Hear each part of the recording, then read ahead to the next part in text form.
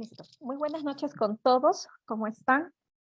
Quien les habla, yo soy la doctora Carolina Cucho, soy médico patólogo clínico. Saludos desde Lima, Perú. Y en esta oportunidad, pues vamos a tener la siguiente sesión, ¿no? Correspondiente a este módulo 3 con respecto a lo que son estrategias diagnósticas en la infección del SARS-CoV-2, que es un tema muy interesante y bueno, es tan actual que todos los días tenemos bastante información a disposición, de la cual uno está en constante pues revisión. ¿De acuerdo? Entonces comenzamos con la sesión. Voy a presentar para que ya se pueda ver en pantalla completa la presentación. Listo. Muy bien. Entonces estos son los puntos que vamos a tratar. Bueno, estas diapositivas también ya están en el aula virtual.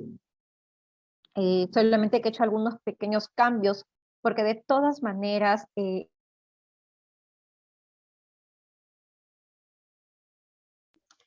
Carolina, creo que se le desactivó el micrófono porque no le estamos escuchando. ya, ahora sí, ahora sí. ¿Se escucha? Perfecto. Muy bien. Bueno, entonces vamos comenzando. Como les estaba diciendo, esto es algo bien cambiante porque sale bastante información a disposición y bueno, hay mucho por revisar, por seguir leyendo, y ahora la tendencia de lo que más se describe son las vacunas, ¿no? Que vamos a hablar un poquito también al final de ello. Bien, comenzamos entonces acerca el agente causante de la enfermedad de COVID-19 es el SARS-CoV-2.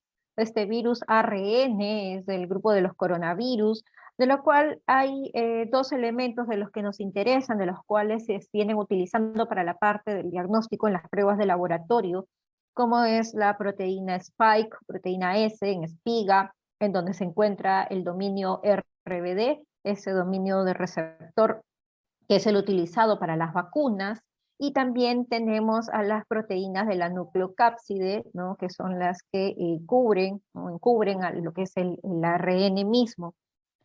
Ambas son proteínas inmunogénicas que son utilizadas para la parte del diagnóstico serológico, ¿no?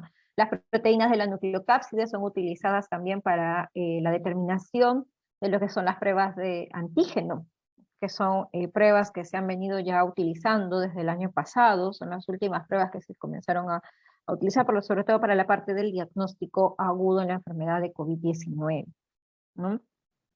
Así que esos son los dos elementos interesantes. Bueno, aquí tenemos ya hablando específicamente de la proteína Spike, de esta proteína S, de la cual tiene dos segmentos, el segmento S1, el segmento S2. Esta proteína es la que se va a unir a los receptores de la angiotensina 2, ¿no? En las células, para que de esa manera facilite el ingreso hacia el interior de la célula, el virus puede ingresar. Bueno, entonces en este dominio del S1, en el S2, en el segmento S1 es donde se encuentra el RBD, este segmento del RBD que es el utilizado para lo que son las vacunas, ¿no? Entonces casi todas las vacunas se vienen desarrollando ahí, y justamente las variantes que se han venido presentando es en este segmento, ¿no? En la proteína S, porque la proteína S es lo que se viene utilizando para las vacunas, y es ahí donde se vienen manifestando las diferentes variantes que se tienen y se vienen analizando y estudiando, porque todo ello complica la parte del diagnóstico, así como también la eficacia de las vacunas. En cuanto a lo del genoma, ya sabemos nosotros estos tres elementos principales, ¿no? El N, el E, la envoltura, el RD, RDP, en las cuales son genes que se vienen utilizando para la parte en el diagnóstico, en el uso de las pruebas moleculares, ¿no? Ya sea en este caso por las de reacción de cadena de la polimerasa en tiempo real. Si vemos la fisiopatología, ya hace un momento hemos estado comentando que el virus va a ingresar a través, ¿no? Se va a anclar la proteína S en el receptor de la enzima convertidora de la angiotensina 2, y va a tener que ser activado por esta otra proteína, la TMPRSS2, y de esa manera facilita pues el ingreso del virus hacia el interior de la célula, ¿no? Entonces, y es aquí donde ya va a liberar toda su maquinaria, que es el ARN, y a partir de eso suceden ya los procesos de replicación del virus, ¿no? Entonces, a partir de eso ya se generan lo que se llaman los viriones, y progresa pues rápidamente la infección. En una etapa temprana, si vamos a ver a nivel del aparato respiratorio, en este caso a nivel del pulmón, los que se van a ver afectados son justamente, dice que los neumocitos tipo 2. Estos neumocitos tipo 2, todo esto ocurre ya a nivel del alveolo, son los que van a encargarse ya de liberar al virus hacia el interior del alveolo.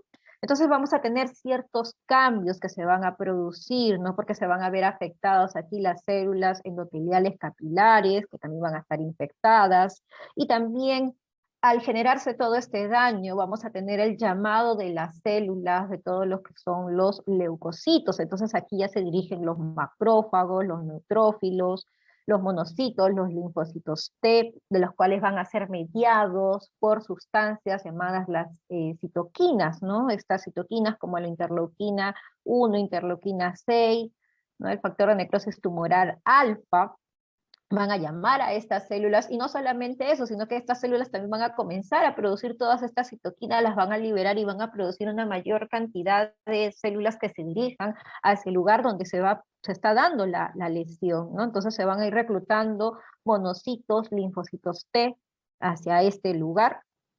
¿Y qué es lo que va a pasar? Por eso que en nuestros primeros estadios, ¿qué es lo que vamos a observar en nuestros hemogramas?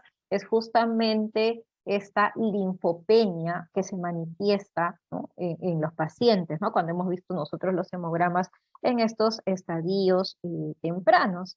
Ya posteriormente, toda esta respuesta inflamatoria se va a seguir dando con mayor intensidad a nivel de la zona alveolar, produciendo pues un engrosamiento de la pared alveolar, incrementa la permeabilidad vascular, ocasionando lo que es el edema. Vamos a tener una formación de la membrana hialina, va a haber un mayor ingreso de lo que son monocitos y neutrófilos.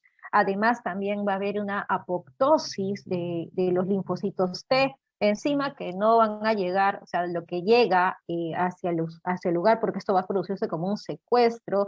Además, en las zonas en las cuales hay procesos de maduración de los linfocitos T, vamos a tener una destrucción, ¿no? Entonces, por lo tanto, la linfopenia pues se va a manifestar de forma ya marcada, y pues se habla, pues cuando nosotros encontrábamos pues ya una linfopenia en el paciente, que cada vez esto se iba, los valores iban reduciendo, ya nos estaban hablando ya de un probable mal pronóstico en el paciente, ¿no? Asimismo, ya los procesos de los que son los mecanismos de la coagulación, la activación, se activa permitiendo la formación de los que son los microtrombos, y esto puede producir trombosis a nivel pulmonar. Entonces esta formación de los trombos nos conlleva, pues, ¿qué cosa? Que nosotros utilizamos otras pruebas de laboratorio para la parte del monitoreo, el seguimiento del paciente, como son lo que es el dímero D, ¿no? Entonces aquí también podemos apreciar justamente, ¿no? Lo que estábamos mencionando, el ingreso del virus hacia el interior de la célula, el proceso de replicación, ¿no? Estos viriones que se van a producir, y que todas estas células van a producir todas estas citoquinas, que además de producir estas citoquinas van a llamar a que más células se dirijan hacia el lugar donde vamos a tener la lesión.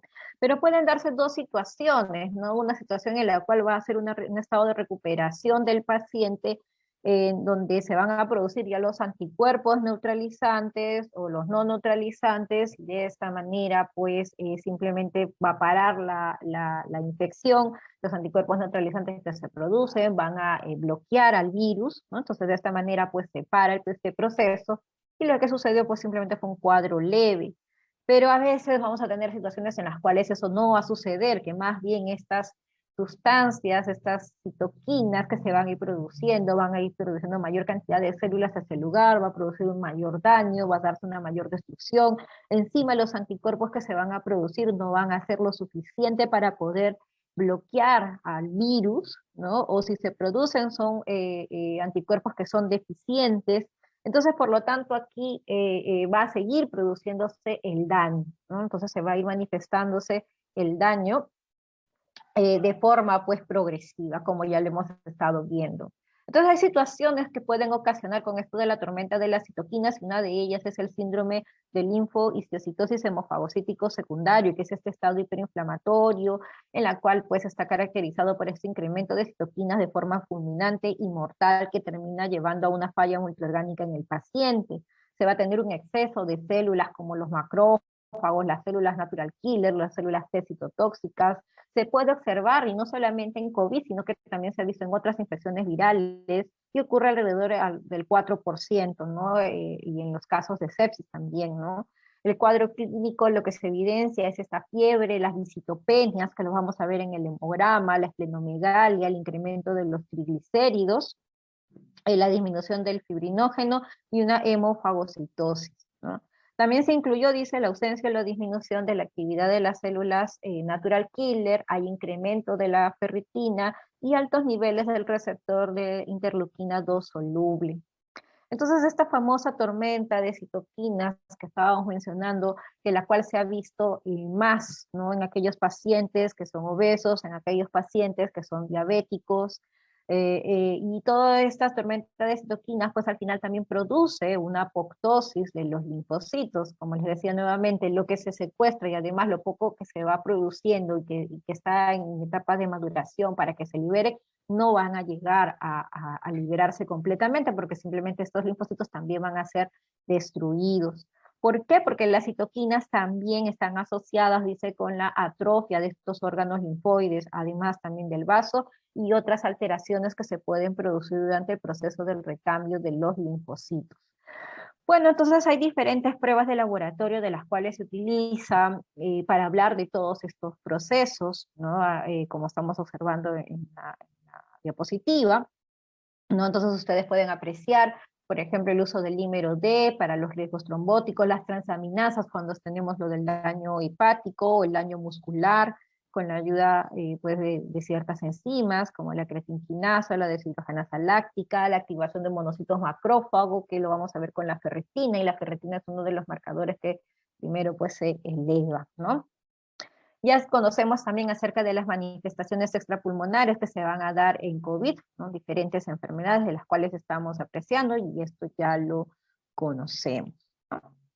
Bueno, hay diferentes, habíamos manifestado también dentro de las manifestaciones hematológicas, lo que llama la atención bastante son los riesgos de trombosis, no solamente trombosis a nivel venoso, sino que también se produce a nivel arterial, lo que puede llevar hasta infartos al miocardio, los desórdenes cerebrovasculares isquémicos, una isquemia mesentérica, o también a nivel de los miembros inferiores, ¿no?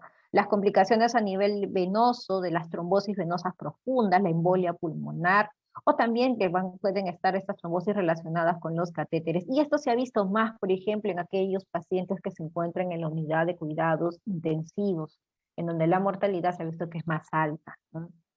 Entonces aquí tenemos las diferentes pruebas de laboratorio que se vienen utilizando como parte del proceso del monitoreo y del seguimiento de los pacientes que tienen enfermedad de COVID.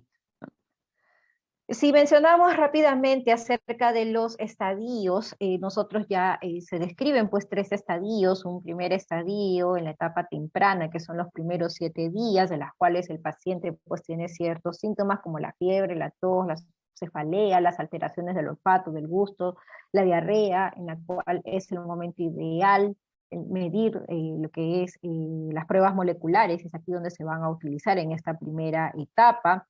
Las alteraciones dentro de las cuales vamos a tener sobre todo el hemograma, ¿no? Que estábamos mencionando, lo que era la linfopenia, sobre todo era lo que más se relacionaba, o en una primera etapa que puede haber una linfocitosis, ¿no? Y hay ciertos marcadores que se pueden ir elevando, como la ferritina, la proteína C reactiva, ¿no? En estos 7 días. Luego se habla de una fase 2, que es la fase pulmonar, que está aproximadamente entre 7 a 10 días, donde se va a dividir si el paciente tiene una hipoxia o no tiene hipoxia. Entonces aquí el paciente ya va a tener un mayor trabajo ventilatorio, la manifestación de la disnea.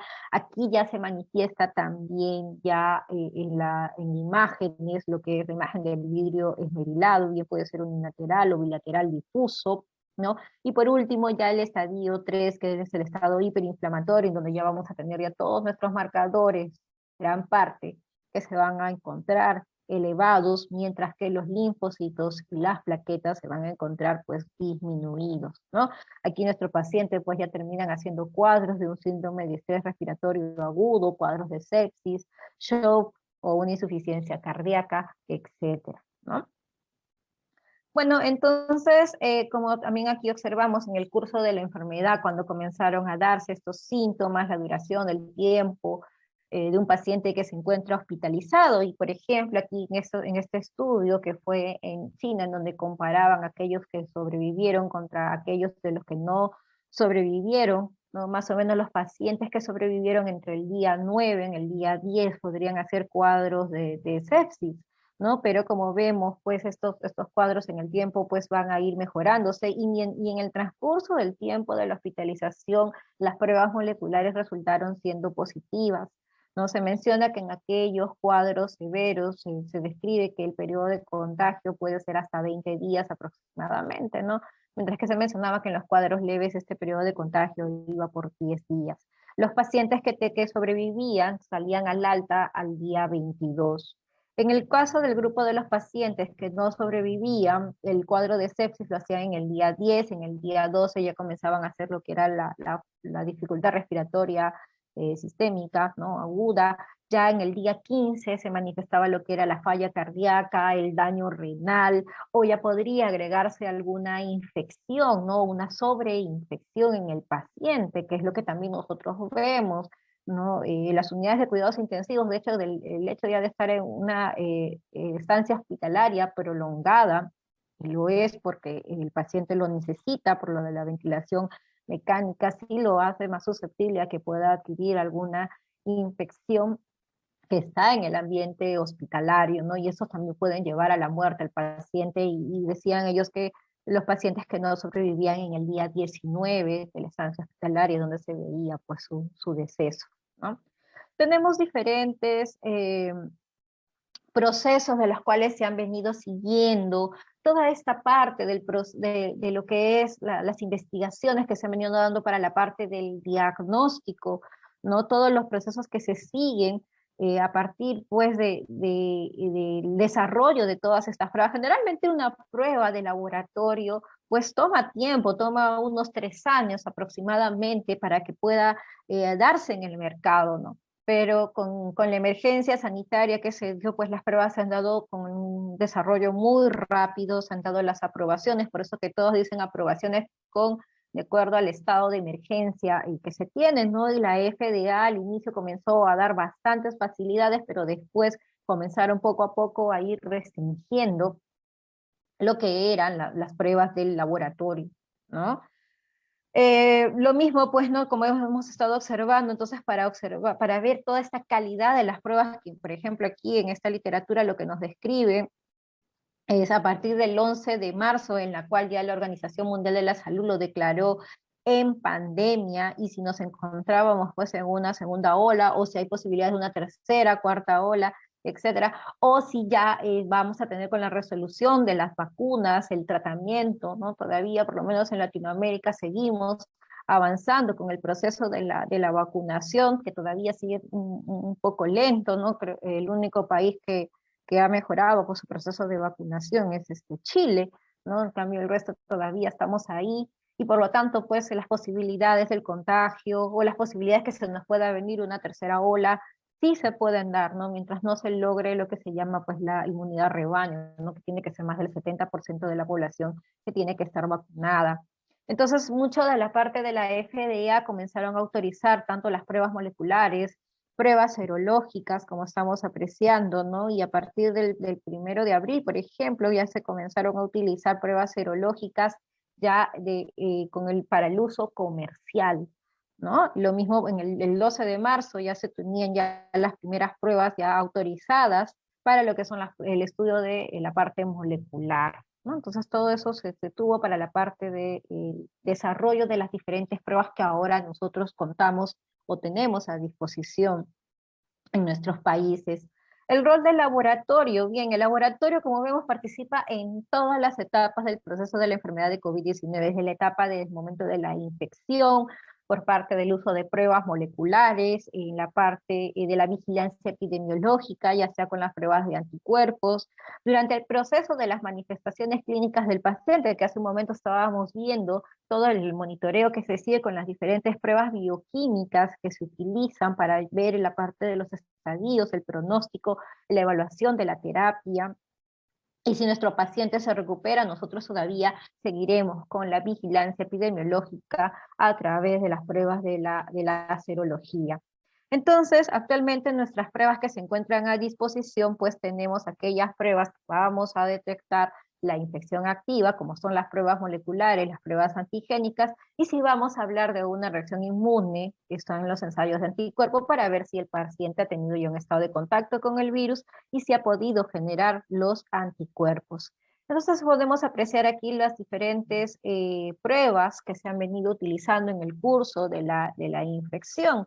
Y claramente que en la etapa de exposición, eso también es un punto muy interesante, porque desde el momento que uno se expone al virus, no es que ya al día siguiente yo voy a detectar o voy a tener una prueba positiva, por eso que se aconsejaba que si uno ha tenido la exposición con alguien, con un contacto positivo, entonces más o menos en el día 3 a 5 del tiempo de esta exposición, pues yo tendré que hacer una prueba molecular, porque es ahí donde probablemente se pueda encontrar la detección, ¿no? Y todavía lo que se sugiere sobre todo son más pruebas moleculares. Entonces aquí nos escriben que en los diferentes estadios cuáles son estas pruebas que se pueden ir realizando, ¿no? Entonces ahí están las pruebas moleculares, las pruebas antigénicas, ya sobre todo ya cuando ya está presente el virus, por eso que se habla que las pruebas antigénicas son muy útiles en los 7 días, en los primeros 7 días del tiempo de enfermedad, ¿no? A partir del segundo, al tercer día aproximadamente, ya, hostia, el paciente ya me manifiesta todo el cuadro clínico, pues es ahí donde yo tengo que utilizar las pruebas antigénicas, ¿no? Si el paciente también manifiesta los síntomas, si está ya en esta etapa, ¿no? Y ya en la etapa de convalecencia, ya cuando tenemos ya la aparición, pues, de los anticuerpos, ¿no? Que se van a producir. Aquí, por ejemplo, mencionan que ya desde la primera semana ya se pueden ver esbozos, y eso es cierto, ¿no? Sino que lo ideal de las pruebas de la serología es a partir después del día 14, ¿no? Que es lo que se ha visto que la sensibilidad es mucho más alta, porque en esta primera semana o después de los 7 días, solamente esta sensibilidad no llega a más del 50%, de acuerdo a los diferentes estudios, que esto ya se ha visto, ¿no? Y también pues queda demostrado que aquellos que se miden anticuerpos totales, a que si yo mido por separado los anticuerpos, pues los anticuerpos totales tienen una mejor sensibilidad que los que mida por separado. Muy bien. Entonces, la Organización Mundial de la Salud, por ejemplo, y a través también de la Organización Panamericana de la Salud, hicieron ciertas recomendaciones para las pruebas de antígeno, por ejemplo, que tengan una sensibilidad más del 80% y que tengan una especificidad mayor o igual al 97%. Y si nosotros revisamos los insertos de las pruebas de antígeno que tenemos, todas las pruebas cumplen con estos criterios, ¿no? Y estamos observando también, pues, ¿no? Que se tiene pues una alta gama de diferentes marcas a disposición de estas pruebas de antigénicas. Ahora, ¿en qué situaciones nosotros vamos a utilizar las pruebas antigénicas? Por ejemplo, en un brote, en entornos remotos, instituciones o comunidades en las cuales no se tenga disponibilidad las pruebas moleculares. Si en caso de mis pruebas moleculares yo voy a tener una respuesta de más de 48 horas, entonces voy a tener que utilizar las pruebas de antígeno. Si estamos haciendo un apoyo de investigación de brotes o el monitoreo de la tendencia en cuanto a la incidencia de la enfermedad en comunidades, entre otros, ¿no? También me mencionan que estas pruebas de antígeno en uso clínico se debe seleccionar en algunos entornos donde las pruebas de confirmación de molecular están disponibles para que el personal también pueda ganar confianza en los ensayos. Yo recuerdo que, por ejemplo, acá en Lima, cuando llegaron las pruebas antigénicas, nosotros veníamos haciendo la prueba antigénica y a la vez también se venía realizando la prueba molecular, porque de esa manera también estábamos evaluando de cómo era la sensibilidad de estas pruebas de antígeno, y nosotros mismos ahí comenzamos a observar que las pruebas de antígenos solamente te daban la positividad dentro de los primeros 7 días del tiempo de enfermedad, cuando el paciente venía. A veces ya los médicos solicitaban después en el día 9, en el día 10, esas pruebas antigénicas resultaban siendo negativas, pero se les tomaban las pruebas moleculares y la prueba molecular pues seguía saliendo positiva, ¿no? Entonces, como estaba mencionando también, ¿no? De la misma manera, si en caso yo no tenga una prueba molecular a la mano, pues tendré que utilizar estas pruebas antigénicas. Pero, por ejemplo, no se deben de utilizar en aquellos entornos donde se tenga una baja prevalencia esperada de la enfermedad. Baja prevalencia se habla que sea menor al 10%, ¿no? De acuerdo a las diferencias entre una y otra prueba, ya sea las pruebas moleculares o las pruebas antigénicas, todavía siguen siendo las pruebas moleculares nuestro método de referencia debido a esta mayor sensibilidad analítica. ¿Qué quiere decir esto? Al límite de detección, ¿cuánto es lo mínimo que pueden detectar? Entonces, las pruebas moleculares van muy bien, que pueden detectar hasta 100 copias, algunas hasta 20 copias, ¿no? En cuanto al virus, ¿no? Mientras que las pruebas antigénicas por lo menos necesitan más de ello, no más de 300.000 copias, por ejemplo, para que pueda una prueba antigénica, en este caso las de inmunocromatografía, pues necesitan una alta carga viral, ¿no? Bueno, el analito detectado, como estamos apreciando en las pruebas moleculares, es el ARN viral, mientras que en las pruebas antigénicas tenemos aquí a los antígenos. Los tipos de muestras que se puede trabajar es el mismo hisopado nasofaringio, orofaringio, muestras de saliva, muestras de esputo. La sensibilidad resulta siendo alta con las pruebas moleculares, mientras que la sensibilidad en las pruebas antigénicas resulta siendo moderada. Y esto va a influir mucho también el tiempo en el cual yo haga la prueba, ¿no? La especificidad sí es alta, la complejidad de la prueba también esto es variable, esto es, en los antígenos son fáciles de usar, ¿no? Ya sea por las metodologías inmunocromatográficas o como luego vamos a hablar de las metodologías automatizadas que también ya se tienen a disposición. El tiempo del resultado, por ejemplo, en Estados Unidos existen pruebas moleculares de las cuales detectan en 15 minutos o hasta en un lapso de 2 días, mientras que las pruebas de antígeno va a depender mucho del tiempo de la lectura, que puede tomar dentro de 15 hasta de 30 minutos. Entonces, como estamos apreciando acá, si nosotros tenemos aquí en un grupo de pacientes en las cuales hay casos sospechosos, observamos que nuestras cargas virales muy bien pueden ir bajas, o muy bien pueden ir en este rango a partir de 100. Y entonces yo voy a tener un grupo de los pacientes sospechosos de los cuales las pruebas moleculares sí van a resultar siendo positivas, pero las pruebas antigénicas no, porque las pruebas antigénicas necesitan alrededor de 30.000 copias por mililitro. Entonces, eso no se va a dar. Y por eso que esas 30.000 copias van a manifestarse sobre todo en aquellos pacientes que tienen síntomas. Y aún así, en los sintomáticos, estamos apreciando acá que todavía no todos esos pacientes puede ser que tengan menos de 30.000 copias por mililitro, que lo va a detectar muy bien una prueba molecular, pero las pruebas antigénicas no lo van a detectar, ¿no? Si está, por ejemplo, en los primeros días, en el primero o segundo día del tiempo de la enfermedad, probablemente puede ser que no lo detecte. Entonces todo esto va a estar muy influenciado por la carga viral que se tenga al momento que se realice la prueba.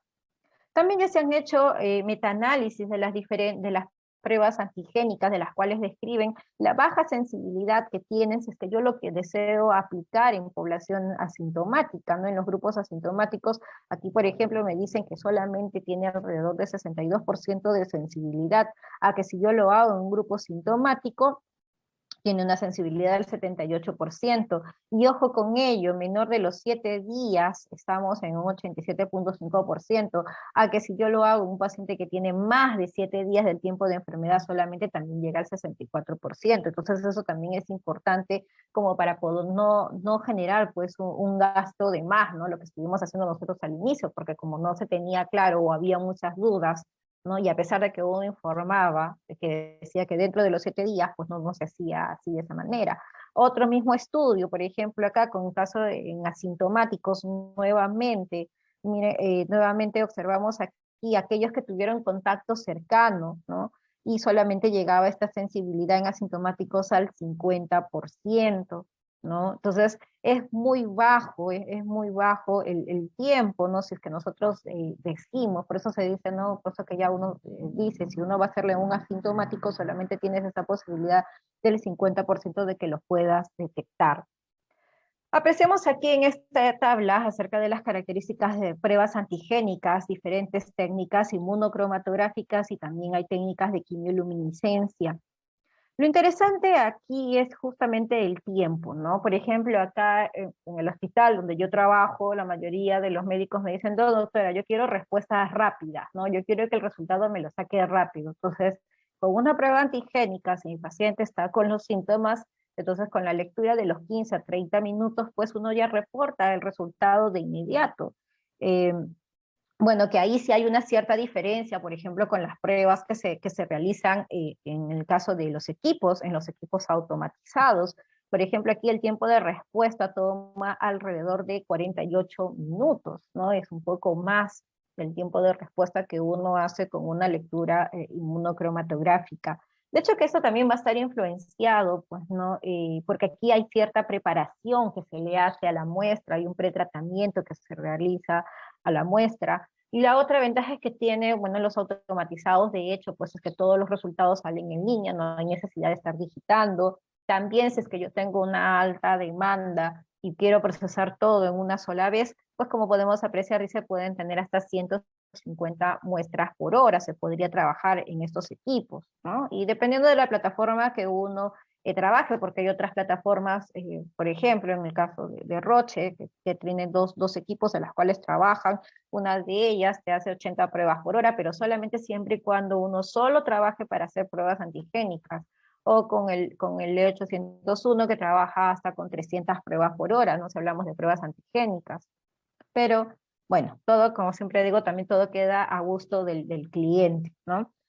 Otro detalle es justamente también de la sensibilidad que tienen las pruebas, y si observamos las pruebas automatizadas antigénicas tienen una mayor sensibilidad y hasta un mayor rango de detección. Si nosotros estamos hablando que las pruebas inmunocromatográficas, lo ideal es hasta el día 7 del tiempo de enfermedad, estas pruebas antigénicas automatizadas pueden tomar hasta unos días más, ¿no? Se dice que hasta por lo menos hasta en el día 10 se puede todavía detectar la positividad, y es que aquí también la sensibilidad analítica que tienen es mucho menor, o sea, sí me podrían detectar cargas virales más bajas a comparación de las pruebas antigénicas.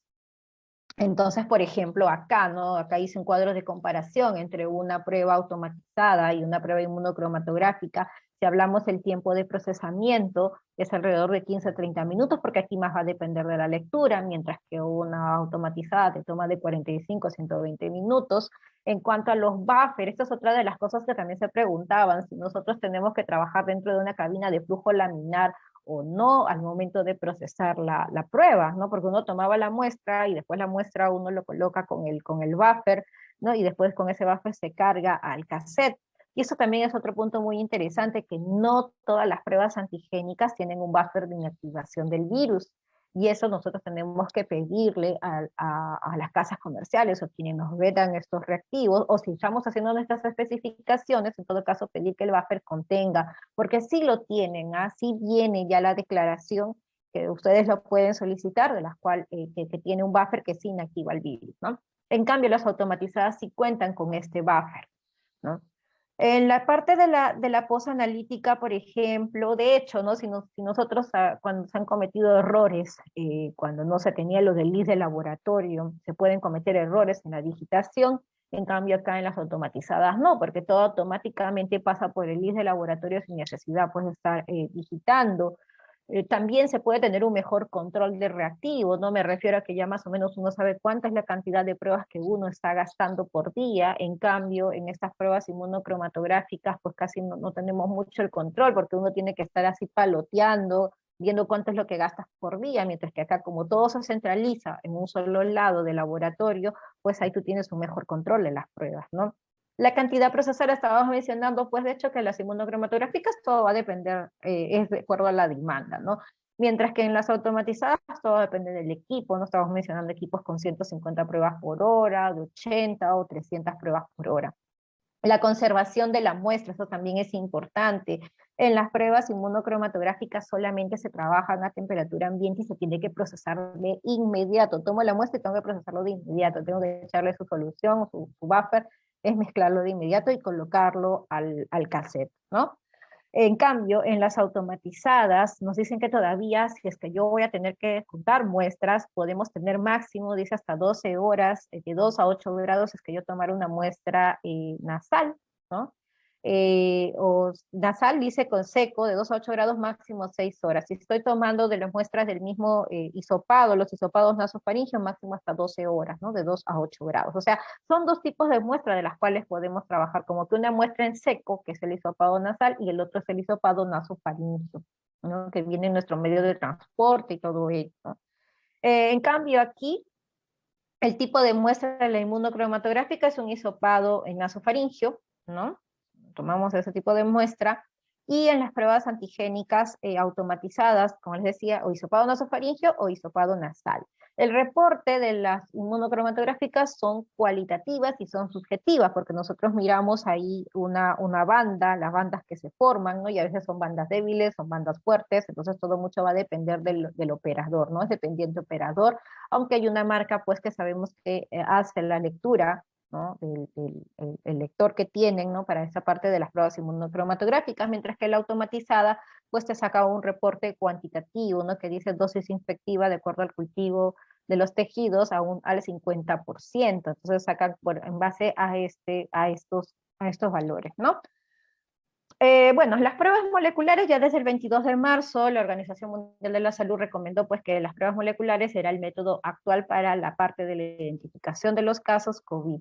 En este caso, con las técnicas en esa etapa inicial, pruebas de PCR en tiempo real, pero actualmente también se trabajan con pruebas LAM, ¿no? Las pruebas de amplificación térmica, ¿no? Mediadas por lazo, ¿no? Entonces también se trabajan de esta manera, ¿no? Aquí tenemos en la imagen, justamente también son hisopados nasofaringio y orofaringio. Por ejemplo, aquí en Perú, muchos de los laboratorios de biología molecular vienen trabajando con esta metodología LAM. Se trabaja también con técnicas de PCR en tiempo real, ¿no? Bueno, solamente mencionar, ¿no? Que lo importante del momento de la toma de muestra que uno realiza con una prueba molecular, ¿no? Si uno toma en una primera vez a un paciente, la posibilidad pues, de esta positividad es un 85.9% que salga. Ahora, si yo todavía tengo pacientes que sí tienen probabilidad, que tienen los síntomas, tendría que volverles a tomar una segunda vez, y con esa segunda vez todavía puedo seguir detectando casos, y miren ustedes que hasta después de 6 veces todavía se pueden ir detectando casos, ¿no?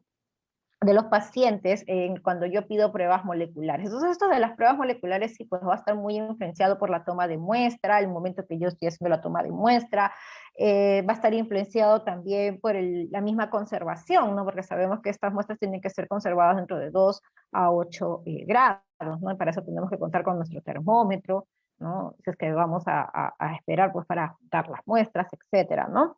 Entonces son varios factores de los cuales se va a ver influenciado la parte de estas pruebas moleculares.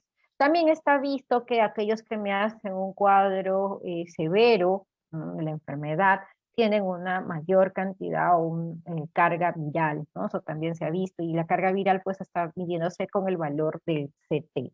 Sabemos también que las pruebas moleculares nosotros no reportamos el ciclo de cuantificación, porque este ciclo de cuantificación es un valor que no está estandarizado, tampoco está armonizado. ¿Eso qué quiere decir? Que no lo puedo comparar entre uno y otra marca de reactivo, ¿no? Que yo esté utilizando.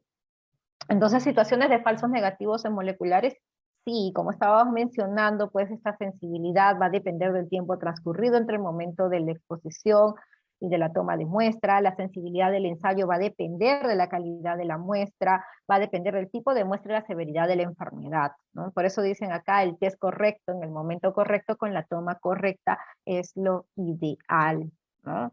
Ahora, falsos positivos también se pueden dar, y esto siempre y cuando, por ejemplo, cuando se dan los etiquetados, los malos etiquetados en las muestras a lo largo del proceso, o contaminaciones cruzadas que pueden darse, ¿no?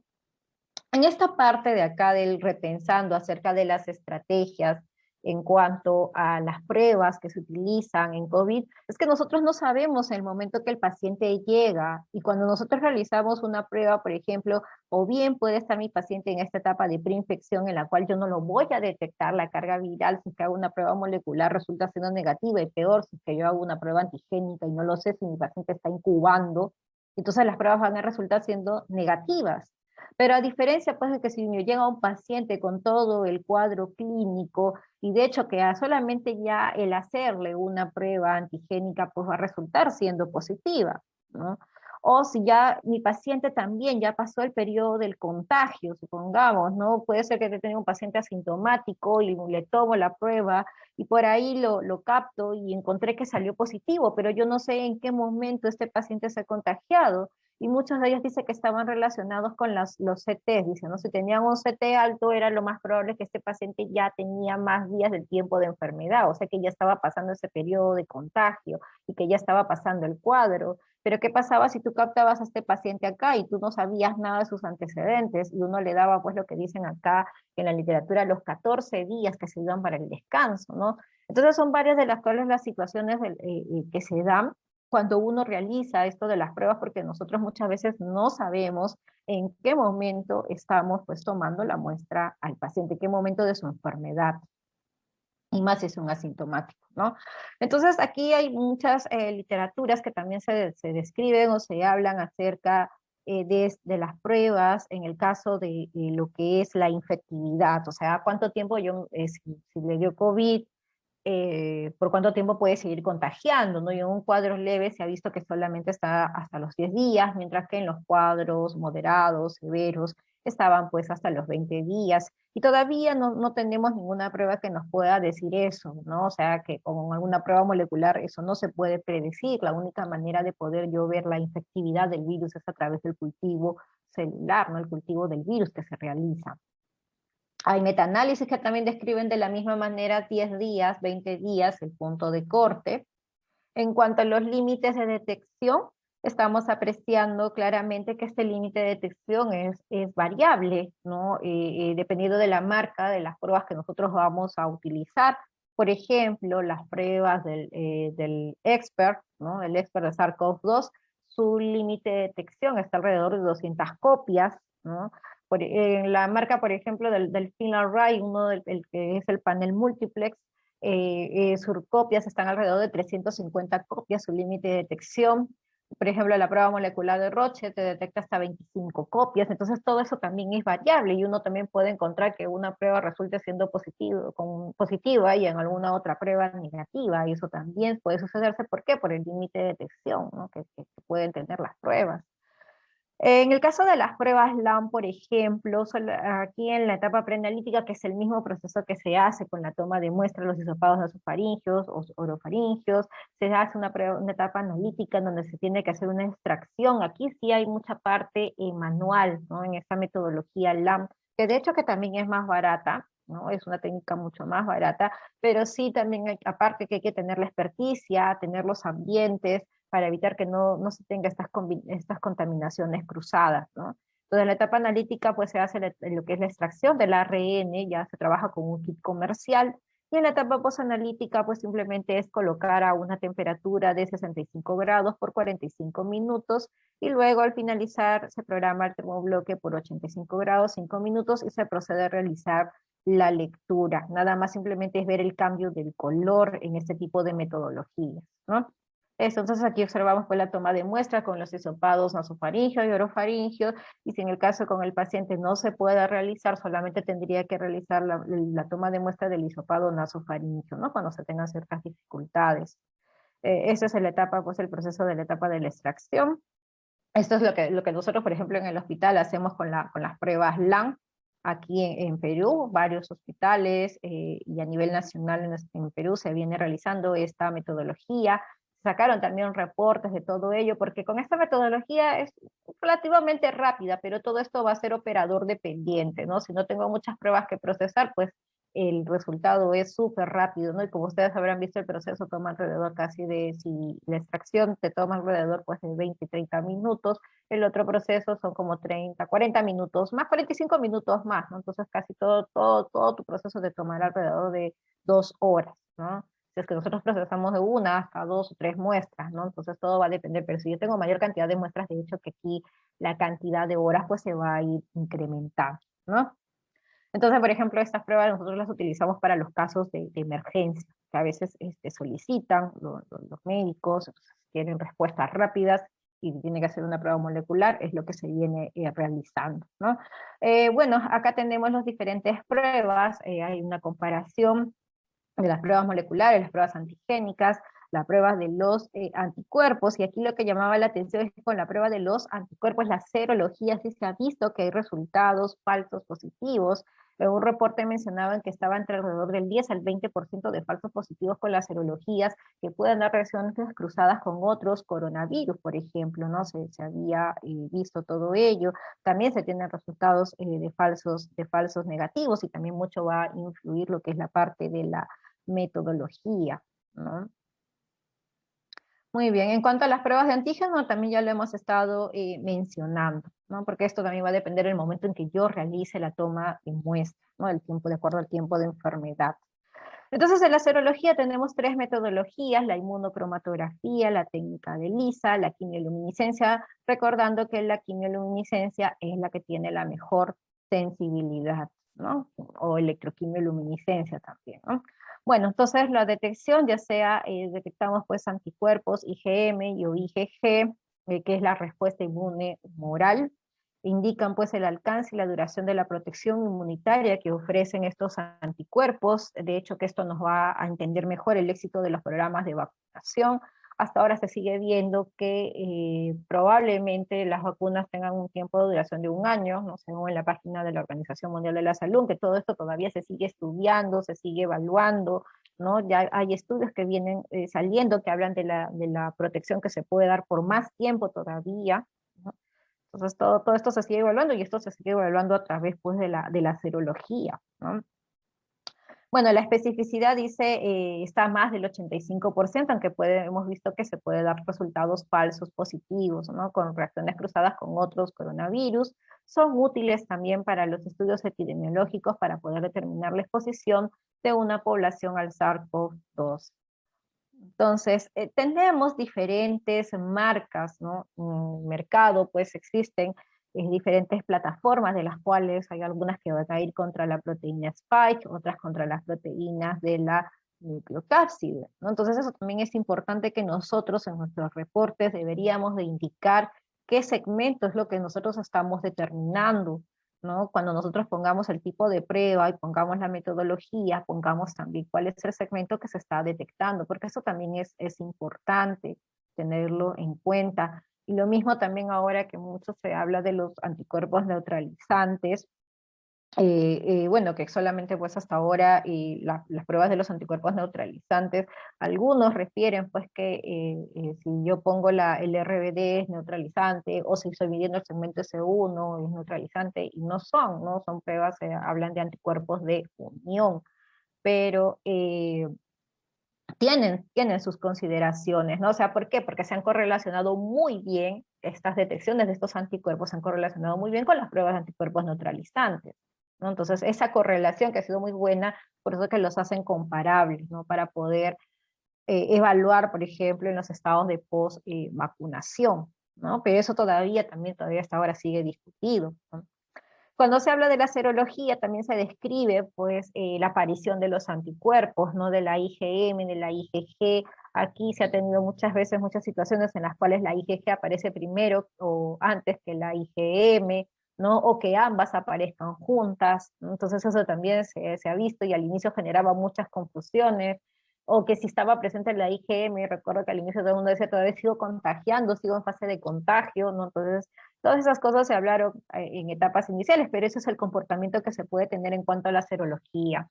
Bueno, ya queda claro entonces que si hablamos de metodología, sigue siendo la mejor metodología las metodologías de quimioluminiscencia, que tienen una mejor sensibilidad y una mejor especificidad.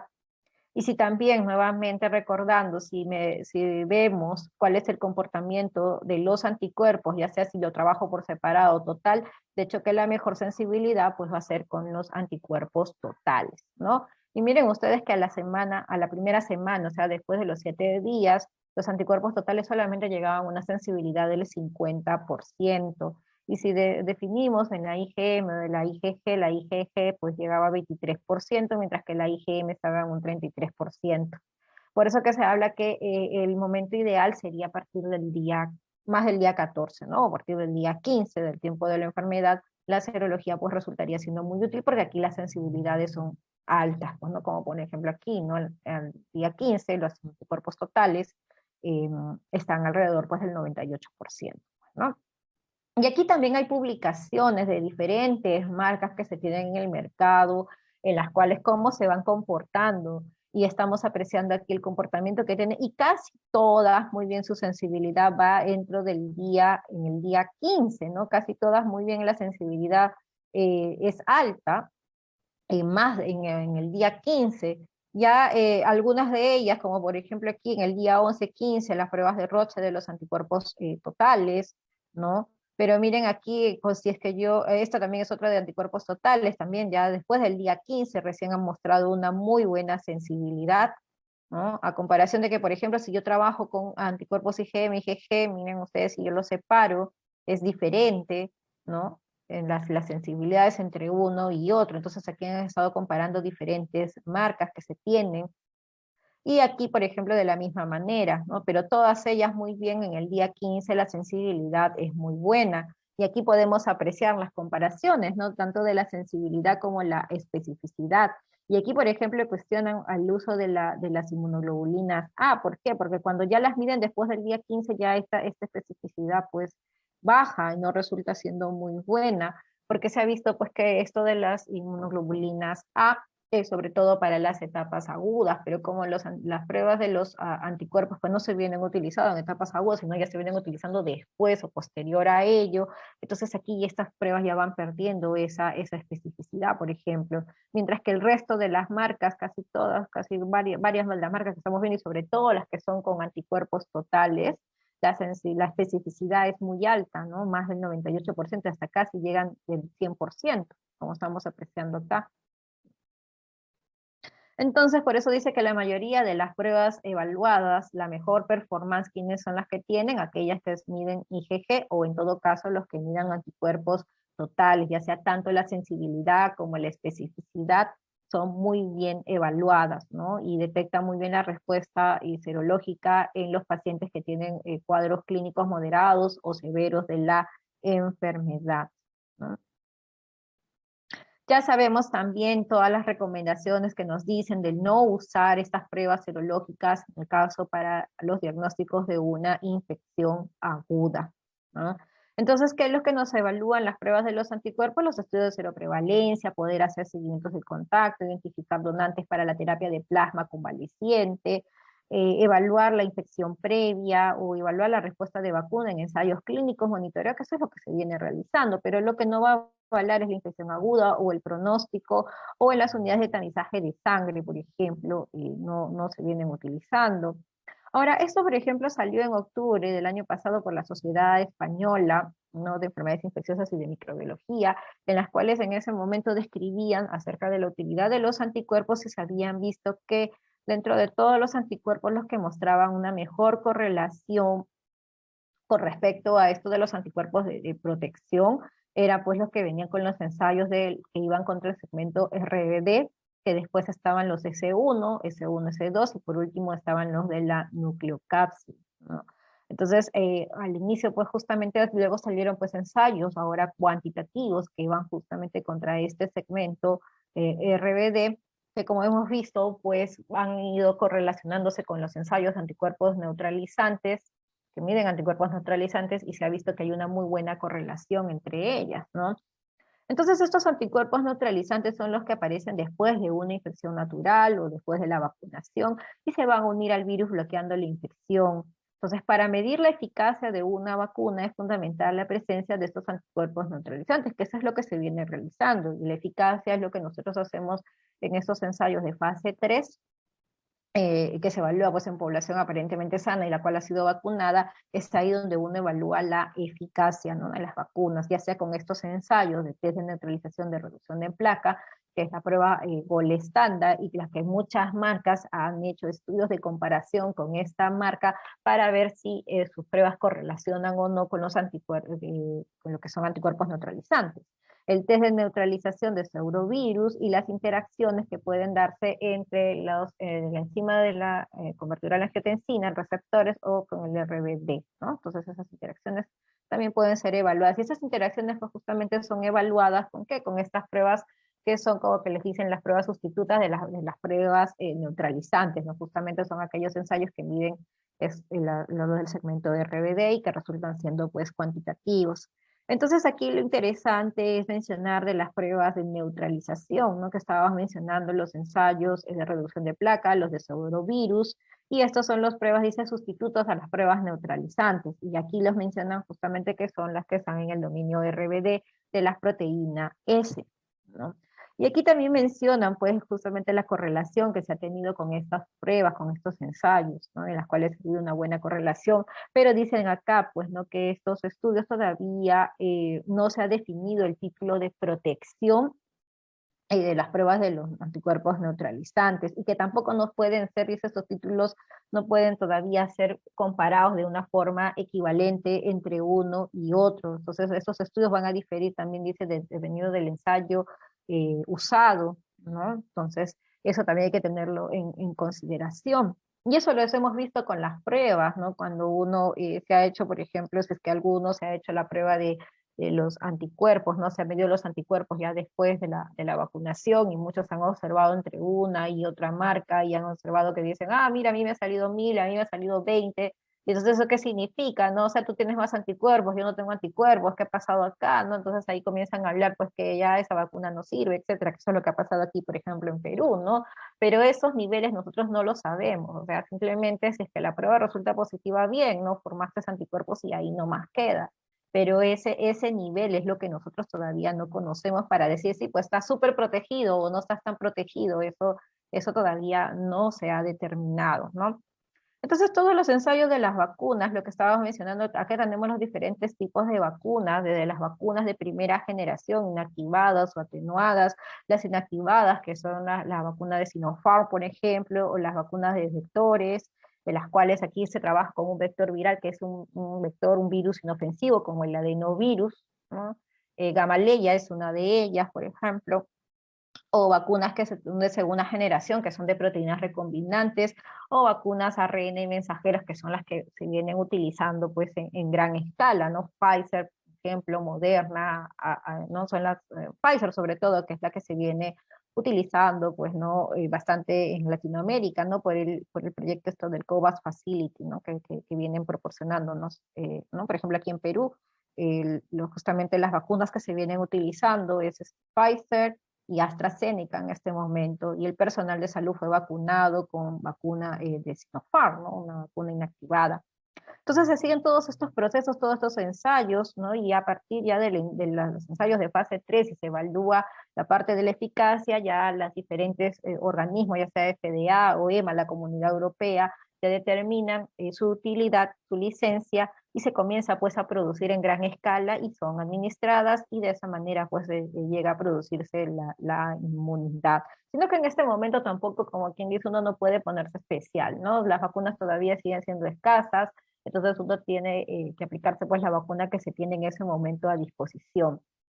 Una de las preguntas que esto salió publicado en la revista Nature en marzo de este año, en la cual describe de cómo es que se desarrolla la inmunidad.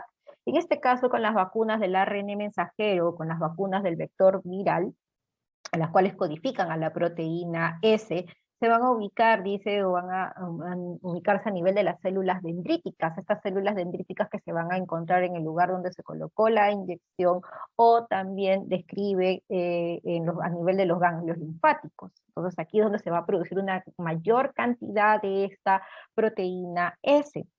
Asimismo, el adyuvante que tiene la vacuna va a tratar de producir o va a estimular a que se produzcan una mayor cantidad de ciertas sustancias químicas como las citoquinas, el interferón tipo 1, las citoquinas proinflamatorias, ¿no? Entonces todas estas sustancias se van a producir, y lo que van a inducir es que cosa que mi célula dendrítica pues exprese antígenos, y también puede expresarme estos famosos CD, ¿no? Estos CD que me van a activar aquí a estas células T vírgenes, ¿no? Células T vírgenes de alta afinidad van a producir, que van a ser alta afinidad con el de la proteína S. Estas células T se van a convertir ya sean células T efectoras, o en células T de memoria. Asimismo, estas células T me van a producir una activación a estas células T ayudantes, ¿no? Foliculares, de las cuales van a ayudar a las células B a activar estas células B ya de alta afinidad también de la proteína S. ¿Para qué? Para que se conviertan en células plasmáticas, que son las que van a producir estos anticuerpos contra la proteína S, ¿no? Anticuerpos de antiproteína S. Y también estas células B pueden ser también convertirse en células B de memoria. Entonces, a las que van a prevalecer después de la vacunación es justamente estas células B de memoria, las células C de memoria, de los cuales nos van a proteger ya del proceso si es que se llega a dar alguna infección posterior a un futuro. Entonces, aquí ya tenemos la presencia de estas células y los anticuerpos pues, que se han producido de esa manera, pues se va a dar lugar a la protección. ¿Mm? Entonces hay estudios de los cuales que ya estábamos observando de lo que decía también la sociedad española, ¿no? De los cuales habían visto que aquellas pruebas que son los anticuerpos neutralizantes, que se habían visto que tienen una muy buena correlación con los niveles de los anticuerpos que van midiendo al segmento RBD, ¿no? Y esto también salió publicado en el mes de febrero. Y también va a depender el tipo de anticuerpo que yo quiera medir, va a ser diferente en el transcurso del tiempo. Por ejemplo, aquí habían medido anticuerpos contra la proteína S, IgG, y que eran estables dentro del día 20, 240 y en un promedio de 103 días. Que si yo mido al segmento RBD, los anticuerpos pueden estar en un tiempo promedio de 83 días. A que si yo mido los anticuerpos de la nucleocápside, dice que estos están en un promedio de 68 días. Y si yo utilizo los ensayos de neutralización, por ejemplo, de los pseudovirus, para evaluar la titulación de los anticuerpos neutralizantes, el tiempo se aproximaba alrededor de los 90 días. Por eso que la estabilidad de la respuesta de los anticuerpos en el transcurso del tiempo va a depender el antígeno objetivo, el antígeno que yo estoy evaluando, ¿no?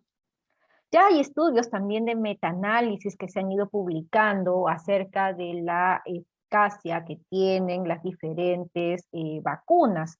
Y por ejemplo, aquí ya evaluando con anticuerpos neutralizantes estas vacunas, en estos metaanálisis, justamente esta vacuna a la que se refiere acá es la vacuna de Sinopharm, y esta es la vacuna de AstraZeneca, esta es la vacuna de Pfizer, por ejemplo. Entonces son las que describen que tienen los mejores niveles de eficacia, ¿no? Eso es lo que refieren aquí en este metaanálisis, evaluando en base a los anticuerpos neutralizantes, ¿no? Y lo mismo acá también evalúan de la misma manera, ¿no? Justamente está pues la vacuna Sinopharm, la vacuna de AstraZeneca, la vacuna Pfizer, que son los que se han demostrado, pero nosotros hemos visto también en la literatura, y de acuerdo a lo que dice también la Organización Mundial de la Salud, que todas estas vacunas, casi todas, pues tienen un buen nivel de eficacia.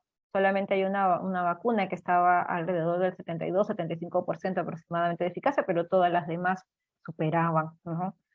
Bueno, hay algunas consideraciones que también se deben tener en cuenta en el uso de las pruebas de serología, porque con todo ello, cuando ya se comenzó a evaluar la parte de la vacunación y ver si uno formó o no formó anticuerpos, entonces comenzaron ya a salir ciertas recomendaciones, ¿no? Acerca del uso de las pruebas serológicas. Por ejemplo, aquí lo que mencionan en este artículo de Lancet, la cual se salió creo en febrero o marzo, en la cual ellos decían, ¿no? Que la sensibilidad y la especificidad de cualquier ensayo serológico que me permita evaluar la enfermedad del SARS-CoV-2 todavía es desconocida debido a que no se tienen pruebas gold estándar validadas para el diagnóstico.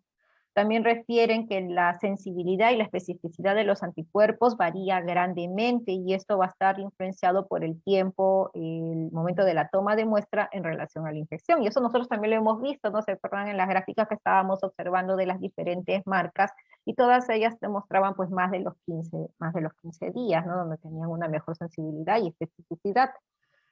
También dice que se necesitan ensayos que sean capaces de distinguir aquellos anticuerpos que hayan sido inducidos por la infección o aquellos anticuerpos que hayan sido inducidos por la vacunación. Después también hablan, y esto es este último punto que me parece también interesante, que se ha visto que hay individuos o personas de las cuales pueden resultar teniendo anticuerpos negativos, seronegativos a la posinfección, y se ha evidenciado también por la detección, y esto es por la detección de las células T memoria, la respuesta que pueden dar a los SARS-CoV-2 en ausencia de los anticuerpos. ¿Se acuerdan que estábamos mencionando que son los dos elementos, las células B y las células T de memoria? Nosotros con los anticuerpos estamos evaluando la parte humoral, pero no estamos evaluando la parte celular, a las células T. Ahora, existen ya ensayos para las células T, pero todavía son ensayos de investigación, ¿no? Todavía no son ensayos que se deberían de aplicar para el diagnóstico, ¿no? No son IBD todavía, eso no han salido, ¿no? Asimismo, la Organización Mundial de la Salud sacó un reporte corto el 10 de mayo, en la cual ellos mencionan aquí que se ha visto que hay algunas variantes del SARS-CoV-2 en las cuales, pues justamente que el punto clave es la proteína Spike, que es la proteína la que ha sufrido todos estos cambios, que se ha visto que se ha reducido la capacidad, la neutralización de los anticuerpos en sangre, ¿no? Eso ya quedó determinado. Así como también refieren acá, y lo he remarcado, que todavía hay muchos ensayos, dice, no disponibles para medir la respuesta a los anticuerpos en la infección del SARS-CoV-2, pero al presente, en el momento, esta correlación de la protección todavía no está muy bien entendida, ¿no? Eso es lo que no dice, o sea, eso están diciendo todavía, por si acaso, no hay niveles para yo decir que estás protegido o no. Entonces, todas estas situaciones, y acá también lo mencionan, por ejemplo, de que sí se pueden tener casos en los cuales personas que han sido vacunadas y que uno se hace ensayos de anticuerpos y resultan saliendo pues con resultados negativos, pero eso no significa que tenga que ver que la vacuna no haya funcionado, sino que no hay una respuesta aquí humoral, probablemente la respuesta sea a nivel celular con las células T. Y ahí también hay otra parte que menciona y describen, por ejemplo, que con las células T tampoco todavía no hay ensayos del todo validados. O sea que en el momento que también tengamos mediciones de linfocitos T, tampoco no sabremos cuánto va a ser ese nivel de protección, para yo decir, sí, está súper protegido, ¿no? Uno quisiera, ¿no? Han visto que en los ensayos el desarrollo de los anticuerpos neutralizantes se dan dentro de las 2 a 4 semanas después también de la infección. ¿Mm? Muy bien. Otros estudios más, por ejemplo, que salió la CDC, por ejemplo, el 17 de mayo, ¿qué es lo que dice todavía? Que las pruebas de anticuerpo actualmente no están recomendadas para evaluar lo que son la inmunidad, en el caso del seguimiento del proceso de la vacunación, porque todavía la utilidad clínica en pruebas de post-vacunación no ha sido establecida, ¿no? Y todo ello también lo dice, si han revisado, si uno ha revisado los insertos de todas las pruebas que han sido validadas, solamente te dicen, ok, es para determinar la serología, determinar la presencia de los anticuerpos en el estado de la infección, pero todavía ninguna habla de vacunación, ¿no? Entonces también lo mismo nos describen acá, ¿no? En cuanto a lo que dice la CDC. Ah, y otra cosa, como en Estados Unidos muchas de las vacunas que se ponen son vacunas ARN mensajero, que son vacunas que codifican a la proteína S, entonces van a terminar produciendo anticuerpos contra la proteína S, pero no contra la proteína de la nucleocápside. Entonces una forma, por ejemplo, ellos dicen para poder diferenciar a alguien que ha tenido la infección contra alguien que ha sido vacunado, es dosarle anticuerpos contra la nucleocápside. Pero qué pasa con aquellos que recibieron la vacuna inactivada? Porque la vacuna inactivada uno recibe todo el virus. Entonces uno va a terminar produciendo todos los anticuerpos. Entonces uno ahí puede producir anticuerpos que van contra la nucleocápside y también contra la proteína S, por ejemplo, ¿no? Aquellos que reciben con vacuna inactivada. Entonces, por ejemplo, ahí yo no puedo saber en qué momento si tuvo o no tuvo la infección, en el caso de los asintomáticos, por ejemplo, ¿no? Bueno, y si hablamos de la medición, si es que uno desea evaluarse sus anticuerpos neutralizantes, pues se describen, la literatura describe, si es en el caso de los anticuerpos de la vacuna del ARN mensajero, se habla que después de más de 15 días, después de colocada la segunda dosis, mientras que con las vacunas inactivadas se describe por lo menos hasta en el día 30, ¿no? Entonces esto va a ser variable. Aquí también observamos, por ejemplo, la actividad de los anticuerpos neutralizantes frente a lo que es la protección en personas sintomáticas con la infección del SARS-CoV-2. Y aquí describe en el tiempo cómo es el comportamiento de los anticuerpos neutralizantes, y se observa que en el curso del tiempo estos anticuerpos neutralizantes pues van a ir disminuyendo, ¿no? Entonces estos van a ir disminuyendo en el transcurso del tiempo. Si por ejemplo yo he tenido sin una eficacia inicial, estábamos con la vacuna y estaba con una eficacia pues alta, esa eficacia en el transcurso del tiempo puede ir bajando, ¿no? Entonces dicen que hasta un 70%, y si uno se ha colocado pues alguna vacuna de la cual tenía un 70% de eficacia inicialmente, pues esa reducción también se puede ir observando en el transcurso del tiempo, ¿no? Y estos son cortes más o menos hasta de 200 hasta 250 días, que podía llegar hasta un 50% de eficacia. Que también se ha determinado que si en el caso de que yo observara pues alguna variante, pues eso también ya se ha visto, ¿no? Con las variantes, y eso también lo decía la OMS, porque como las variantes están justo contra la proteína S, pues también se puede determinar con estas pruebas, porque se va a ver claramente la eficacia se va a ir reduciendo con las variantes, ¿no? Pero eso también va a depender en el caso de que sí la relación entre la neutralización y la protección, esta permanece constante, entonces uno va a poder predecir esa diferencia entre la eficacia protectora que pueda darse, ¿no? Contra la eficacia que se pueda tener con la neutralización, ¿no? Y esto es midiendo a partir, o sea, tener un basal en cuanto, pues, cuando uno tuvo al virus, pues, el virus salvaje, ¿no? El virus inicial, la cepa inicial, y que después ya se hayan sucedido las variaciones en el transcurso del tiempo, pues, y uno ahí puede evaluar esa eficacia de la que habla, ¿no? Si uno quiere revisar cuáles son pruebas validadas por la FDA, tenemos aquí la página en la cual uno puede revisar todo el listado de pruebas que han sido aprobadas por la FDA. Muchos de nosotros en Latinoamérica nos basamos en lo que dice la FDA, ¿no? Bueno, las variantes, esto hace poco también han cambiado de nombre, ¿no? Ahora tenemos el nombre, ¿no? Alfa, beta, gamma, ¿no? Por ejemplo, aquí en Perú, la semana pasada tuvimos ya nuestro primer caso de Delta, y ayer ya el Ministerio acá de Salud, bueno, el ministro de Salud informó de que tiene ya un segundo caso de variante Delta, y esto está sucediendo en el sur de en el país, aquí en una ciudad llamada Arequipa, por ejemplo, ya se han venido detectando casos, y ya está llamando la atención, porque justamente ahí en ese lugar es donde se está teniendo mayor cantidad de casos, así como también hay una mayor cantidad de decesos, y ahora, por ejemplo, todo el personal de salud está yendo hacia el lugar hacia Arequipa, se están llevando más vacunas hacia Arequipa para tratar de que se pueda cubrir a una gran parte de la población. Nosotros todavía aquí en Perú, en cuanto a la vacunación, en este momento se está vacunando a la población de los que son todavía los adultos mayores de 60 años, ¿no? Ya se vacunaron todos los de 80, 70, ahora están los de 60, aquellos que tienen comorbilidades, las gestantes también ya se están vacunando, ¿no? Entonces, estos son los grupos que todavía se vienen vacunando, y bueno, todo el personal de salud que también ya fue vacunado, ¿no? Entonces, todavía estamos en toda esta etapa de la vacunación, y ya apareció la variante Delta. Todavía no se ha visto casos aquí en Lima, pero yo creo que en cualquier momento ya esta variante va a aparecer o se va a dar, ¿no?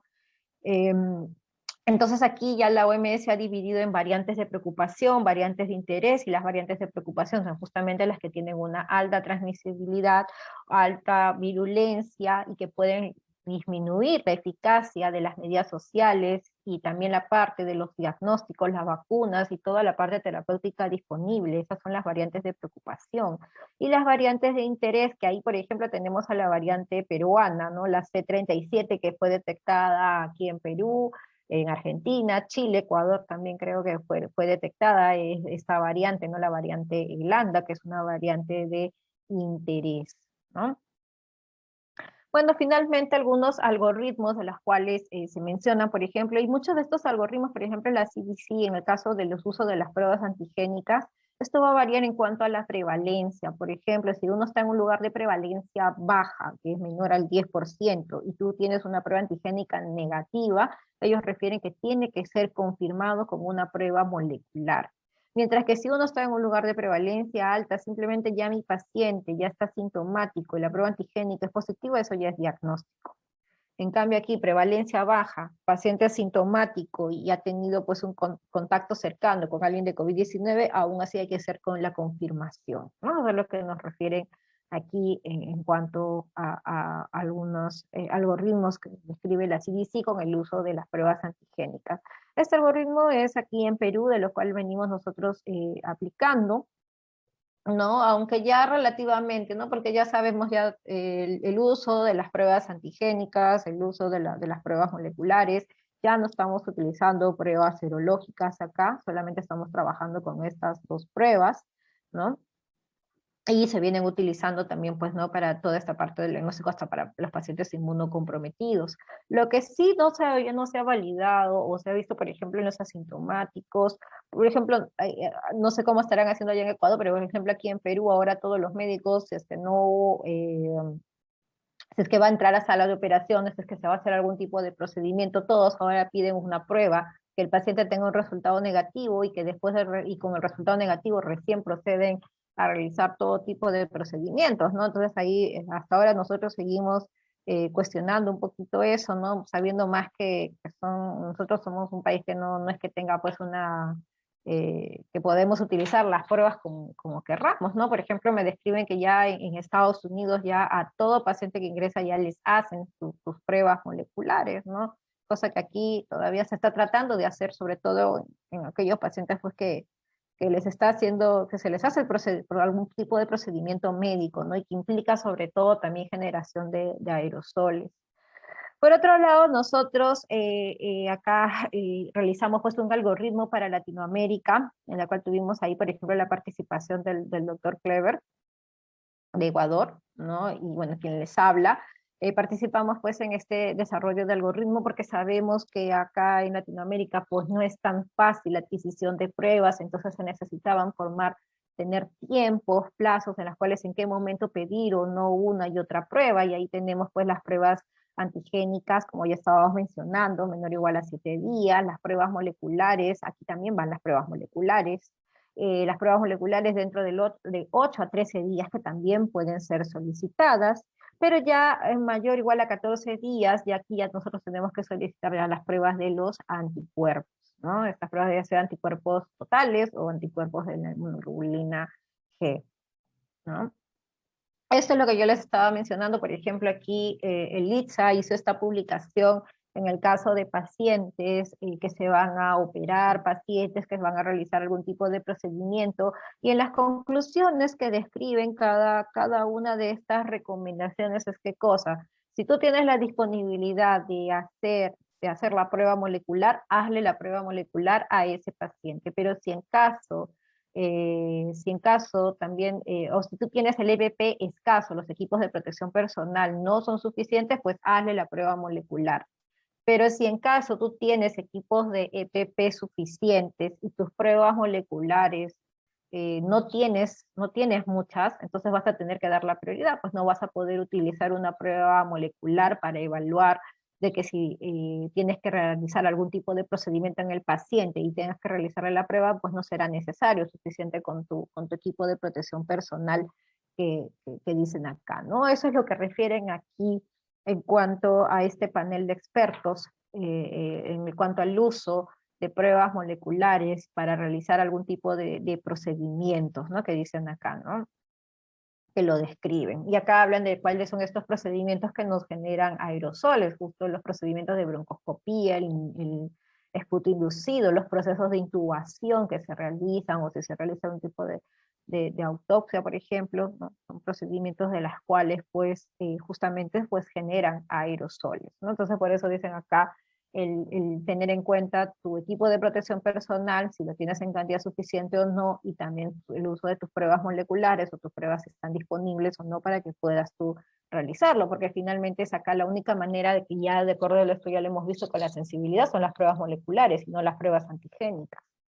Entonces, finalmente lo de la transmisión asintomática, primero que se decía que no se conocía mucho, estábamos, dice, un 17, el 20% de las personas con infecciones que se creía que tenían infección asintomática, después hacían las infecciones.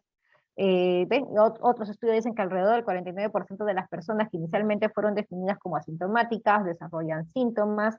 Entonces tampoco no hay ninguna prueba, como estabas mencionando, que me puede evaluar esto de la infección o de la infectividad de uso rutinario, no lo hay. Por ejemplo, en un estudio de prevalencia que se había realizado en Wuhan, de casi 10 millones de personas, no encontraron transmisión asintomática, ¿no? Entonces, todavía por ahí se mencionaba, esto salió en el mes de enero, Y después, posteriormente, salió en cuanto a la CDC, ellos habían evaluado qué cosa, que el 50% de las transmisiones, recuerdo sus análisis matemáticos que ellos habían visto, el 50% de las transmisiones que se daban sucedía pues por los asintomáticos, y por eso después ellos recomendaron esto, ¿no? Este mensaje, ¿no? Que el 50% de las infecciones pues ocurren en aquellas personas que son sin síntomas, y por lo tanto todavía ellos dicen tienes que seguir con todas tus medidas de bioseguridad, ¿no? Bueno, entonces, esta es una tabla resumen de las diferentes pruebas que se tienen a disposición, las pruebas moleculares, pruebas antigénicas, pruebas de anticuerpos, como podemos apreciar. En cuanto a las pruebas de esputo, por ejemplo, todavía es muy variable, aquí lo menciona la sensibilidad, puede ser muy variable, que van 5 al 91%, aunque dicen que la sensibilidad pues todavía se viene todavía todo esto evaluando, ¿no? Nosotros acá en Perú todavía nosotros no hemos validado con muestras de esputo, solamente estamos trabajando con muestras de hisopado nasofaringeo y orofaringeo, ¿no? Para todo lo que son las pruebas moleculares. Y para las pruebas antigénicas se sigue trabajando pues con las pruebas, la toma de muestras del hisopado nasofaringeo, ¿no? Muy bien, esto era lo último y bueno, finalmente entonces como conclusiones de todo ello ya sabemos que si hablamos de pruebas antigénicas, nuestras pruebas antigénicas tenemos dos metodologías, queda a gusto del cliente cuál es lo que quieren, con cuál es la que quieren trabajar, ya hemos estado mencionando las diferencias entre una y otra, el tiempo de uso, lo ideal es dentro de los primeros 7 días del tiempo de enfermedad, que si uno lo va a utilizar en asintomático, sabemos que solamente es el 50% nada más que tiene sensibilidad en este grupo, por eso que no es aconsejable, no sería lo ideal. En el caso de las pruebas moleculares, todavía siguen siendo nuestras pruebas gold estándar, se podría decir así, o las pruebas más utilizadas para la detección pues, de los casos en COVID-19. Lo mismo se hace, por ejemplo, con aquel que tuvo la vacunación y se sospecha que ha tenido o que tiene la infección, pues la forma de evaluarlo sería con pruebas moleculares, ¿no?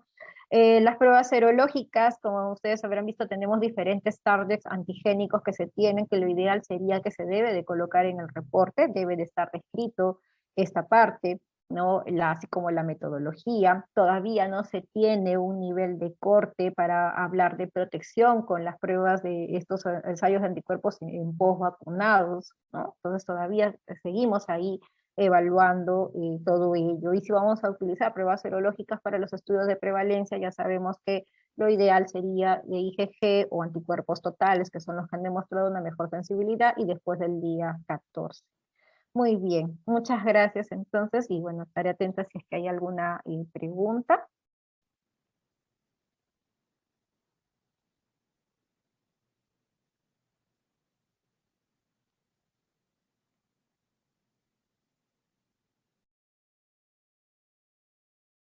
Bien, acá ya estoy viendo algunas preguntas, ¿no? Que me están aquí haciendo, dice, sobre la opinión de las pruebas LAN. Bueno, las pruebas LAN, la verdad es que a nosotros sí nos está yendo bien, no lo voy a negar.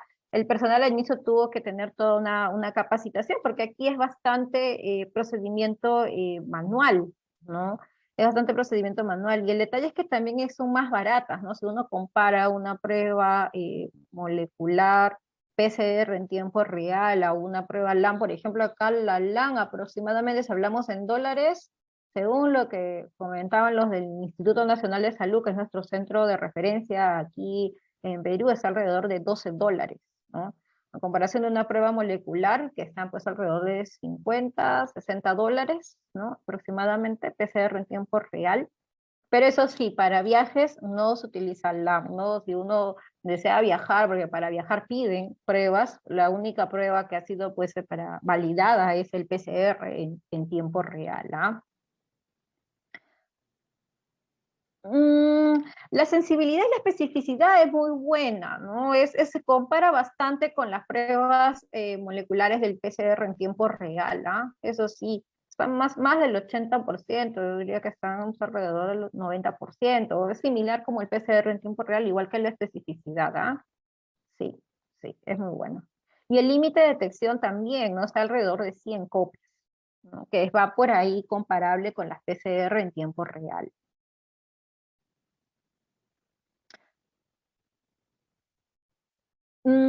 Ya, las pruebas de anticuerpos totales, dicen acá, no contra la proteína Spike, que están saliendo, dice, se pueden utilizar como un indicador de la inmunización post vacuna. Bueno, eso todavía está cuestionado y hay que ver contra la proteína Spike o la del S1 o el RBD o el S1, S2, porque hay diferentes marcas, ¿no? Y todas ellas dicen que se han evaluado con las pruebas Gold estándar, que son las pruebas de reclusión en placa, y se ha visto que hay una buena correlación. Si uno se hace la prueba simplemente es que sale positivo, bien, ¿no? Pero a decir sí, que estás protegido o decir estás súper protegido, eso yo no lo puedo saber porque no sé ese nivel, a partir de cuándo yo puedo decir el nivel de protección, eso no lo sabemos. Si uno se lo hace bien, y si te sale por encima de ese valor de corte que describen los insertos, simplemente te está diciendo, ok, has formado tus anticuerpos de protección, nada más. Eso es todo lo que te va a decir la prueba. Ah, muchas gracias. Ajá, ya las pruebas ya lo respondí. Bueno, los anticuerpos monoclonales, bueno, cada vez ya se están utilizando, ¿no? Y más bien se refieren que estos son los mejores para la parte del tratamiento, ¿no? Todavía también es algo que todavía se sigue estudiando.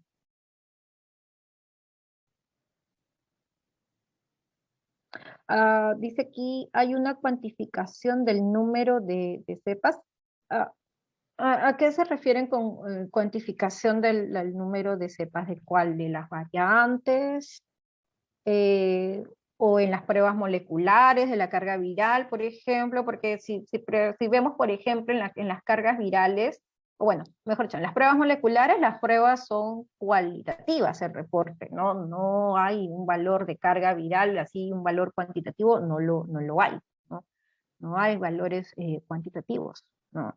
Y hace un momento yo decía, el único valor que te reporta el PCR en tiempo real es un ciclo de cuantificación, pero ese ciclo de cuantificación yo no lo puedo comparar entre una y otra marca, eso no lo puedo, no se hace, no están armonizados, por lo tanto no se reporta, y tampoco no todos los clínicos conocen de este valor del ciclo de cuantificación, que más bien les podría generar más confusión, ¿no? Por eso que uno más reporta el valor cualitativo. Por ejemplo, las pruebas LAN son pruebas cualitativas, porque simplemente yo observo color nada más, el color amarillo es positivo, si sale rojo es negativo. En cambio, en el PCR en tiempo real te da un valor, un numerito, ¿no? Que muchos de esos numeritos pues se hacen para las investigaciones, los estudios, se hacen las comparaciones, ¿no? Cuando uno ha trabajado con pruebas de antígeno, ¿no? Por eso es que uno sabe más o menos a partir de qué ciclo de cuantificación una prueba de antígeno pues resultará siendo positiva o no.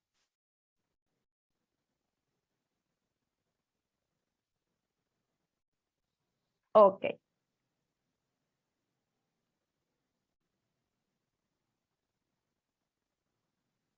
Bueno, muchas gracias entonces a todos por estar aquí presentes hasta esta hora. Agradecida por la invitación de la Universidad de Ecuador. Y bueno, saludos desde Perú. Que tengan una muy buenas noches. Muchas gracias a todos por su atención.